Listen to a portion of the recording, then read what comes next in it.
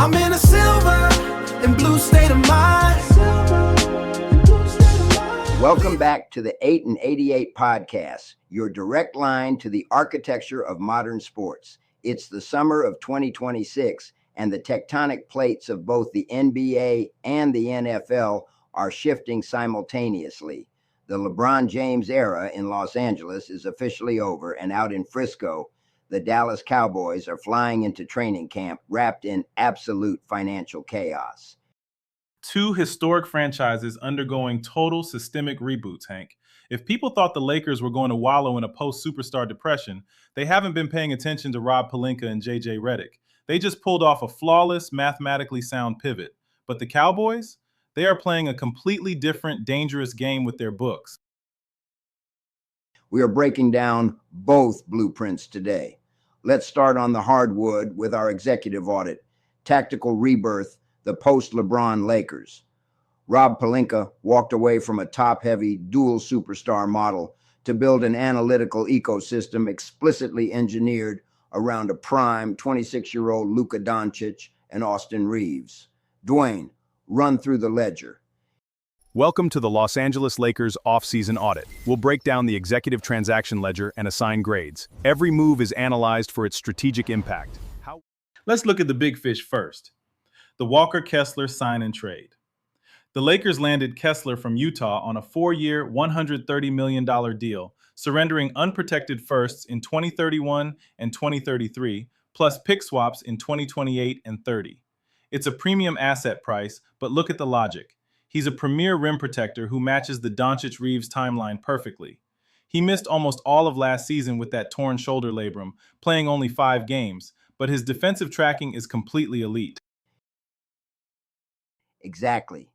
He provides the ultimate drop coverage insurance policy so Luka can save his legs. But Dwayne, the real magic of this Kessler deal is what it triggered on the rest of the depth chart, specifically trading Deandre Ayton to the Wizards.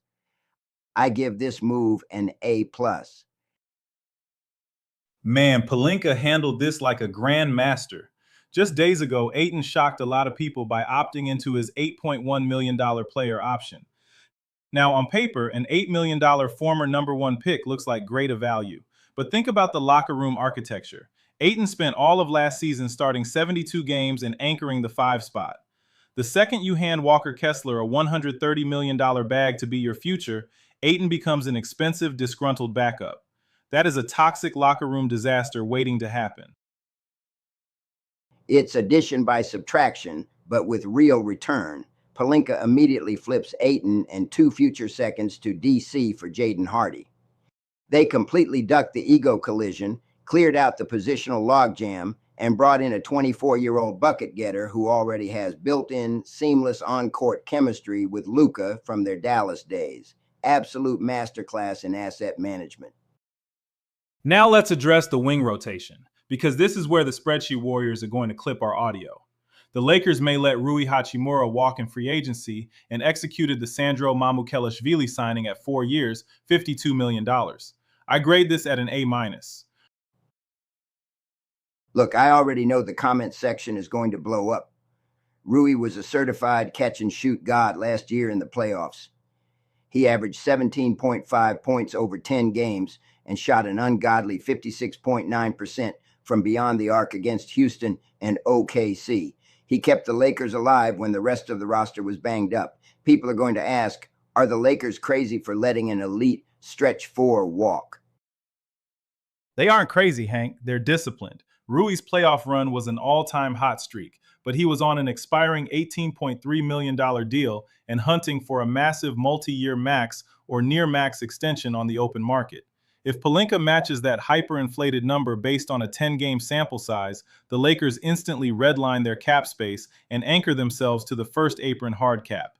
Instead, they sold high on the narrative, let Rui explore luxury markets like San Antonio, and subbed in Mamu at a fraction of the cost. It's pure optimization. Think of Mamu as the Lakers' version of P.J. Washington during Dallas's 2024 finals run. High IQ, pick-and-pop versatility, and secondary playmaking. He gives you 85% of the offensive gravity without killing your financial flexibility. Exactly. And they use the savings to sign Quentin Grimes to a 4-year, $60 million deal. This trades Marcus Smart's chaotic point of attack defensive disruption for elite floor spacing. Grimes is an off-ball chaser with elite shooting gravity who hits 40% of his catch and shoot looks. Add in Colin Sexton, grade B+, on a steal of a deal using the $9.4 million room mid-level exception, and the bench suddenly has a downhill microwave scorer. I grade this signing at a B- at best. Pelinka navigated this beautifully by operating as a cap space team to land their primary targets before using bird rights to lock in Austin Reaves' new maximum extension. They built real depth while staying entirely out of the luxury tax aprons. For our cap nerds out there, let's throw up the standard mathematical formula for establishing cap margin. For our cap nerds out there, let's throw up the standard mathematical formula for establishing cap margin. Cap margin equals cap limit minus the sum of salaries cap holds. This establishes the Lakers' spending power. Take a look at the finalized payroll sheet. You can pause the video to read if you like. Let's analyze the Lakers' roster projection. Luka Dončić takes up over 30%. Reaves and Kessler add serious depth. This builds their future team. By keeping the total payroll at $195.7 million, they sit exactly $4.7 million below the luxury tax threshold. That means they are completely exempt from apron hard caps. They can still aggregate salaries in future trades, send out cash, and target impact players on the buyout market. Complete flexibility. Welcome to our Dallas Cowboys roster and salary cap deep dive. We are breaking down the numbers to see how much room they have to work with. Let's see what the final audit reveals. Now let's transition to the gridiron because the front office in Dallas is putting on a masterclass in public relations gaslighting. Roster-wide, this team looks completely different. After trading Micah Parsons, they turned right around and sent a 2027 fourth-round pick to the Packers to acquire Rashawn Gary to anchor the edge. New DC Christian Parker is implementing an entirely new defensive identity with up to 6 new starters, including Jalen Thompson, Kobe Durant, and Caleb Downs. The talent baseline is shifting, but the absolute elephant in the room is wide receiver George Pickens playing under the franchise tag. The media out of Dallas is spinning this as a classic one-year prove-it deal. They're claiming they want to see Pickens fully participate and prove his long-term culture fit before cutting the big check. Honestly, Dwayne, it makes sense on the surface. With the NFL salary cap setting a base of $301.2 million this year, Dallas is tight. Keeping Pickens on a one-year tag protects them from a long-term blunder if his production dips or if the chemistry sours with Dak Prescott. Hank, stop right there. That is the exact corporate narrative the front office wants you to buy, and the math says it is completely fraudulent. Let's do some real talk. The Dallas Cowboys are in the single worst financial state in the NFL. They are sitting at nearly $56 million over the cap. They are choking on debt.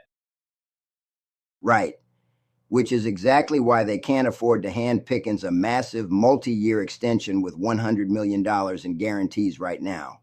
Right? No, you have the logic completely backwards, and this is where people trip up on NFL cap mechanics. A franchise tag is an unyielding, rigid brick. The second a player signs it, 100% of that tag value hits the current year's cap as a fully guaranteed lump sum. For a top-tier wide receiver right now, that is a crushing burden on a team already $56 million in the red. If Dallas actually wanted to fix their immediate cap crisis, signing Pickens to a long-term extension is the easiest tool in the shed. Wait, break that down for me. How does paying him more money overall lower his cost right now? Because of proration, Hank. If you sign Pickens to a 5-year deal, you can drop his 2026 base salary down to the league minimum. You take the rest of his year 1 cash, convert it into a signing bonus, spread that hit out over 5 years or add void years, and suddenly his cap hit for this season drops to under $8 million. An extension would instantly create $12 to $15 million in immediate cap relief for the 2026 season. Wow. So by leaving him on the tag, they are actively hurting their ability to build a compliant roster this season. If it's not a cap-saving move, then what is the real reason they aren't paying him? It's a terrifying mix of two things: cash flow paralyzation and absolute organizational panic. Under NFL rules, when a team guarantees money in a long-term contract, they have to deposit that guaranteed cash into an NFL escrow account within a year. The front office is either experiencing a massive cash-on-hand liquidity squeeze, or they are terrified that locking in long-term guarantees next to Dak Prescott and CeeDee Lamb will completely paralyze their franchise through 2030. They are choosing to swallow a catastrophic current year cap hit because they are utterly terrified of long-term commitment. It is structural malpractice, plain and simple. It is an absolute game of chicken in Texas. With training camp kicking off in Oxnard, Pickens has stated he will fully participate under the tag instead of holding out. The front office is sacrificing their current cap health just to keep a termination escape hatch open for next spring. Exactly. Compare that to what we just saw with the Lakers. Los Angeles accepted the short-term pain of letting an aging icon walk, handled their assets with cold-blooded discipline on the Ayton and Hachimura fronts, stayed under the aprons, and built structural autonomy. Dallas is doing the exact opposite. They are bleeding out their current cap space just to avoid making a definitive decision on their future identity. The era of passive team building is dead. The Lakers have built a modern analytical machine around Luka Dončić, while the Cowboys are redlining their financial engine just to stay in park.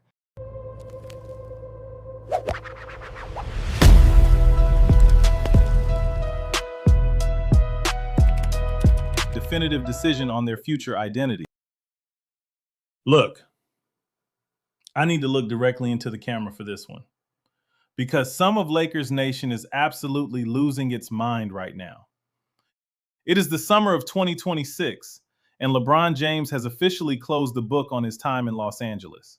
And right on cue, my phone is blowing up, the comment sections are toxic, and a vocal segment of Lakers Nation is screaming at the top of their lungs about loyalty and abandonment.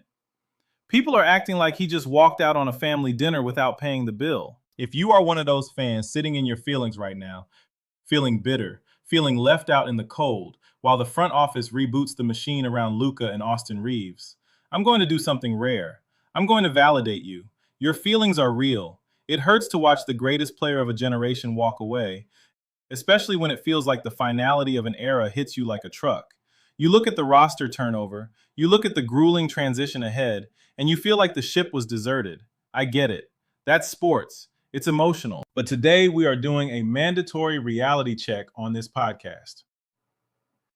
Because memory in this city is apparently shorter than a 24-second shot clock. Let's travel back to 2018. Before LeBron James signed that contract, do you remember what the Los Angeles Lakers actually were? We weren't the glamorous gold standard destination of the NBA. We were a lottery-bound cautionary tale. For half a decade, this franchise was completely ghosted by every elite Tier 1 superstar on the market. 2014. Carmelo Anthony looked at the infrastructure and walked right back to New York. 2015. LaMarcus Aldridge sat through a pitch meeting so disastrously out of touch with modern basketball that his camp openly laughed about it before he signed with the San Antonio Spurs. 2016. Kevin Durant wouldn't even grant Jeannie Buss and Mitch Kupchak a seat at the table. He didn't even pick up the phone. DeMar DeRozan, a local kid from Compton, didn't even schedule a meeting before re-signing with Toronto. The Lakers had so much trouble attracting real talent that the front office panicked and dropped $136 million on Timofey Mozgov and Luol Deng on day one of free agency. That was your reality. The purple and gold brand was flatlining. And then, when the franchise was at its absolute lowest, the greatest player on earth decided to walk through that door alone. He didn't wait for a secondary star to join him. He chose the pressure of Los Angeles when nobody else had the stomach for it. For 8 years, LeBron James gave this city his sunset prime. 8 years of elite orchestration, legendary wear and tear, and total stability. And for the casuals claiming his era wasn't a success, he brought home banner number 17 in 2020. He anchored a defense, dominated a postseason bubble under the most mentally draining conditions in sports history, and gave this historic franchise its dignity back. He raised a trophy in a Lakers jersey. So when you talk about him leaving, let's be brutally honest. LeBron James owes the Lakers absolutely nothing. He didn't abandon the franchise. He fulfilled the contract. He gave us a championship, kept us relevant for nearly a decade, and left the books clean enough for Rob Pelinka to build a modern, asset-rich future around a 26-year-old superstar. Every single milestone, every contract structure, and every career shift he has executed over his 20-plus years in this league has been earned with historic interest.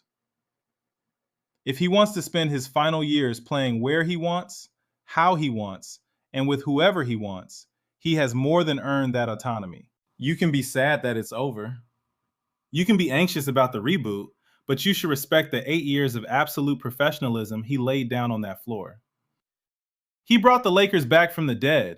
Let's wish the man well, thank him for the ring, and let's get ready for the next era. I said what I said.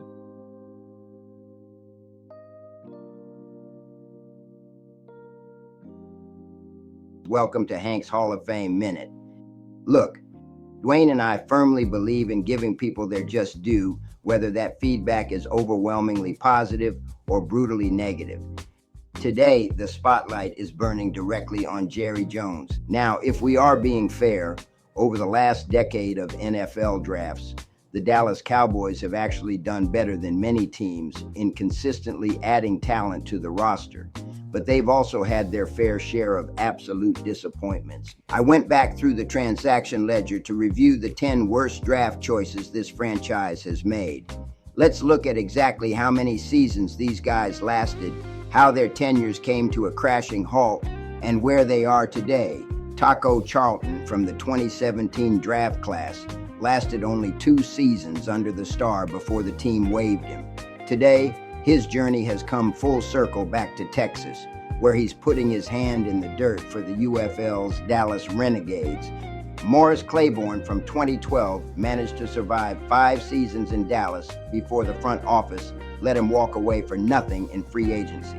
What made that experience so painful wasn't just the lack of production, it was the fact that Dallas aggressively traded up and burned premium draft capital just to get him. Maisie Smith from 2023 is our most recent high-profile blunder, lasting just 3 seasons before the front office packaged him in a trade to the New York Jets. Right now, heading into training camp, Maisie is under an absolute microscope in New York, fighting an uphill battle just to secure a backup depth spot. David LaFleur, our 1997 first-round tight end, gave us 4 seasons of play before the front office ultimately waived him due to a career-altering injury. Shante Carver from the 1994 class was another edge-rushing disappointment who lasted 4 seasons before being waived by the team. Bobby Carpenter in 2006 gave Dallas 4 uninspiring backup seasons before Jerry Jones finally traded him away to St. Louis. Bobby actually managed to spin his football IQ into a brilliant second act, and you can catch him right now co-hosting the high-energy morning sports program Morning Juice on 97.1 The Fan. Ebenezer Ekuban from 1999 hit the exact same 5-season wall as the other defensive busts before leaving the franchise via free agency. Mike Jenkins in 2008 gave us 5 seasons in the secondary before the front office let him walk out the door in free agency.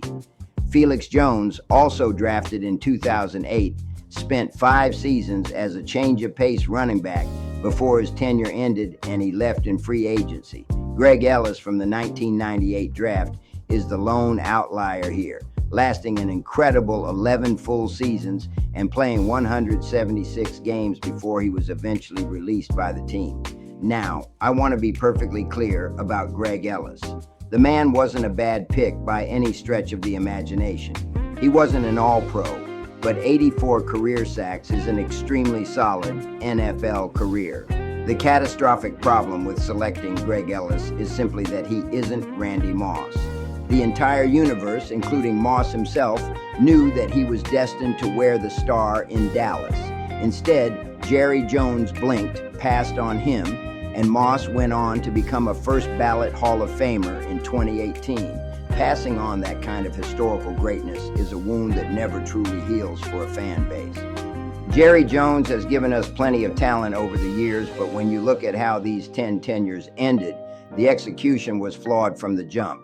That is my Hall of Fame. The refrigerator, the doors closed, the lights out, the eggs are cooling, the butter's getting hard, and the Jell-O's jiggling.